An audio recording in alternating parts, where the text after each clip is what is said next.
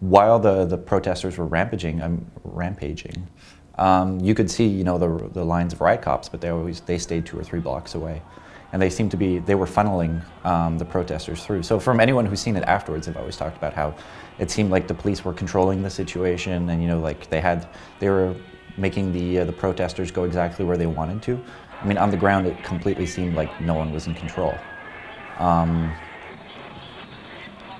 So yeah, I mean, that was a strange day. That was actually one of the first days where they used a dispersion tactic at Queen's Park, because all the protesters headed back to Queen's Park, and I don't think it had, by the time they got to Queen's Park, there was no police presence routing them there. Queen's Park was I suppose like a protest zone. It was a designated protest zone, and so I think a lot of them felt safe being at Queen's Park.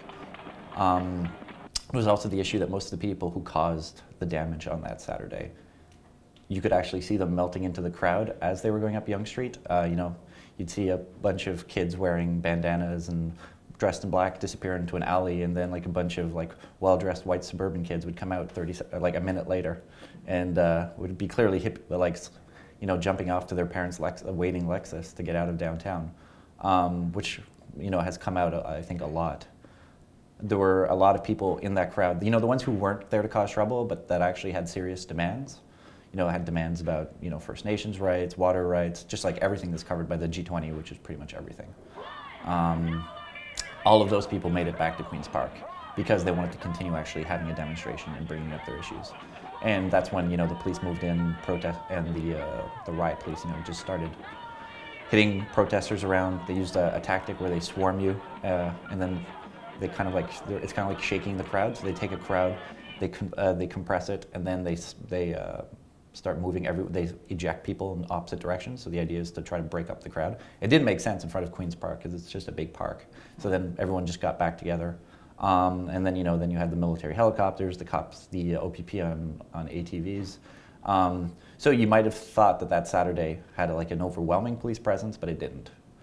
You know, that the focus was on these like violent, radical, anarchist, Molotov cocktail throwing, you know, black bloc, whatever, right?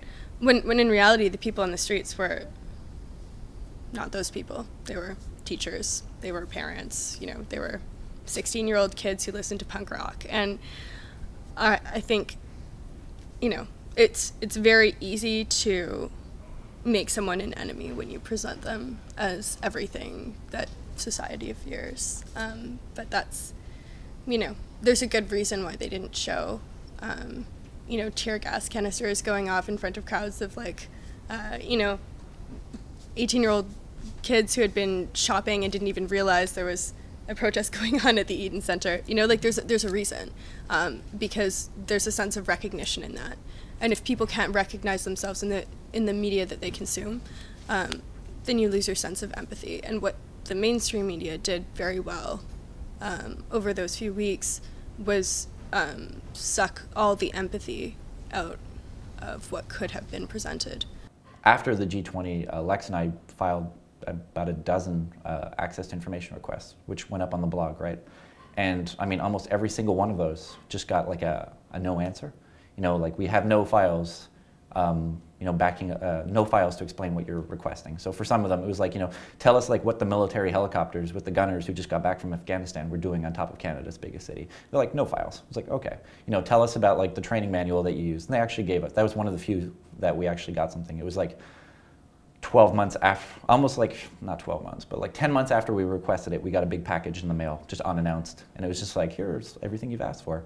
You know, for some of them, it was like, can you give us like a record of all of like the medical treatment that was done, that was provided for protesters? And they're like, we have no files for that. And I was like, well, actually, I believe you when it comes to that, because you probably did none. But that's an entirely different story right there. But yes, I actually had to treat a protester who's coming out of the detention center because he had like a clear advanced infection on his face when a riot cop had smashed his face into a sidewalk and dragged it along. And some TPS medic had actually tried to clean it up, but clearly had botched the job or hadn't even attempted to clean it up. Because I mean, this was probably 20 hours after he was arrested, all of which had been in police custody, and there was still a ton of debris like left, you know, within this large gash in his face. That's neither here nor there. So yes, just for stories like that, there should definitely be an inquiry. And I know Parliament has looked at it, sort of. They haven't released anything. But I mean, yeah, what's going to happen? It's like such a large crime, I guess, in some ways, that it just doesn't seem like anyone's trying to, no one even knows where to start looking at it. Who's going to hold them accountable? Is it Harper and his $1 billion security budget? Or is it another, I mean, the process, normally for like an inquiry into a police department or police actions is that they're assessed by another police force. But in Toronto, at least that's part of it, right? That's one possible way of going about an inquiry. A public inquiry is, already taking place in some way. It's citizen-led by groups like the CCLA and other organizations that have, gone to a tremendous level to document this stuff. But, who in any sort of like structural, institutional way, who's going to hold them accountable? I mean, like you had the Toronto Police, Halifax Police, Montreal Police, SQ, RCMP, OPP, Guelph, I think, was there, Hamilton, the Peel Regional Police, York Regional. As far as, I think there may have even been cops from Vancouver. And they were in Calgary. They were imported into the city, right? Like who's going to hold these people accountable to anything? And more than that,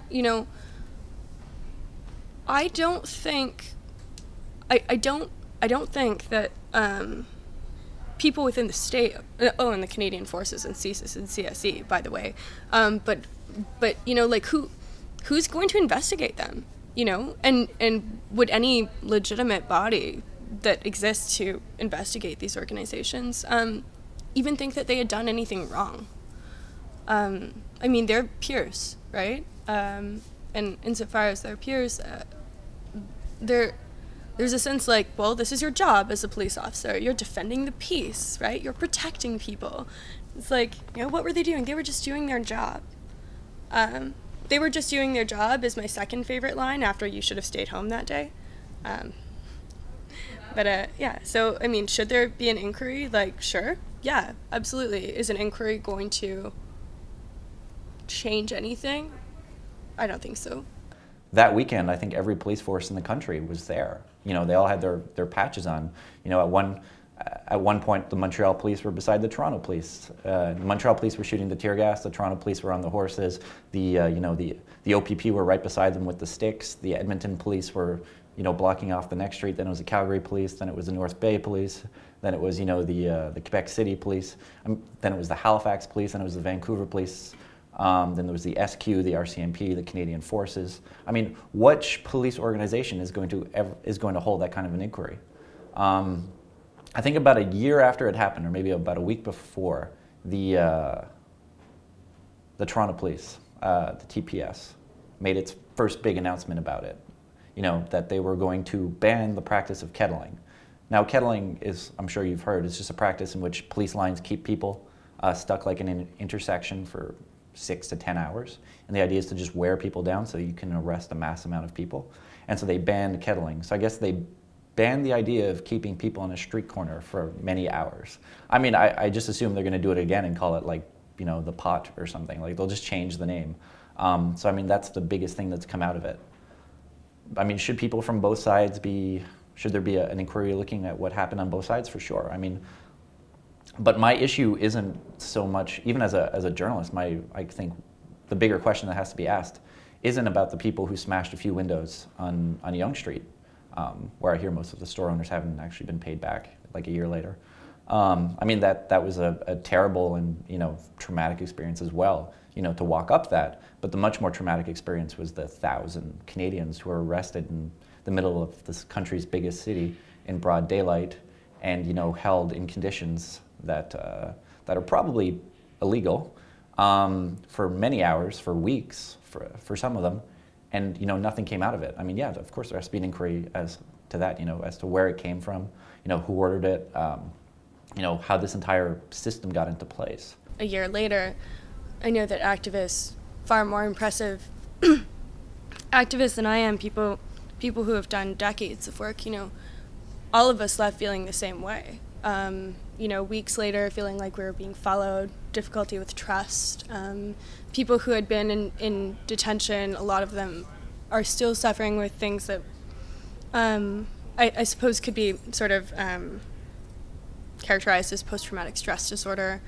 And the overarching sort of message that the mainstream media sent to these people was, well, you should have stayed home.